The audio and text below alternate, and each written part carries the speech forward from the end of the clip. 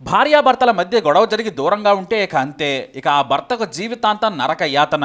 కోర్టులతో యుద్ధం చేయాల్సిందే. ఎందుకంటే భర్తతో కలిసి ఉండేందుకు ముందుకు రారు. కనీసం పోషిస్తానని చెప్పినా చాలా కేసుల్లో మహిళలు వినరు. మాకు క్యాష్ కొట్టు, మా బతుకు మేము బతుకుతామంటారు. పోనీ భర్త సంపాదనకు అనుగుణంగా అడుగుతారా అంటే అది లేదు. లక్షలకు లక్షలు కావాలని లగ్జరీ లైఫ్ కోసం మొగుడిని నల్లిని నలిపినట్టు నిలిపేస్తారు. ఇలాంటి కేసులోనే ఓ మహిళా న్యాయమూర్తి సదరు క్లయింట్ ను నిలబెట్టి నిర్మాత కడిగి పారేశారు. కర్ణాటక హైకోర్టులో జరిగిన ఈ వాదనలో చట్టాన్ని కొంతమంది మహిళలు ఎలా దుర్వినియోగం చేస్తున్నారో జడ్జి చాలా చక్కగా చెప్పడమే కాదు, ఓ మెసేజ్ను కూడా పంపించారు. మునుకుంట్ల రాధ కొన్నాళ్ల నుంచి భర్తకు దూరంగా ఉంటోంది.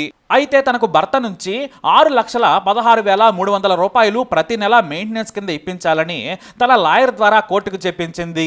దీంతో న్యాయమూర్తికి కోపం వచ్చేసింది. నెలకు 6 లక్షల పైన మెయింటెనెన్స్ ఖర్చును అడగడంతో జడ్జి అవాక్కైపోయారు. ఏంటి, నెలకు కేవలం ఒక మహిళకు ఖర్చు ఎంత అని ప్రశ్నించారు జడ్జ్.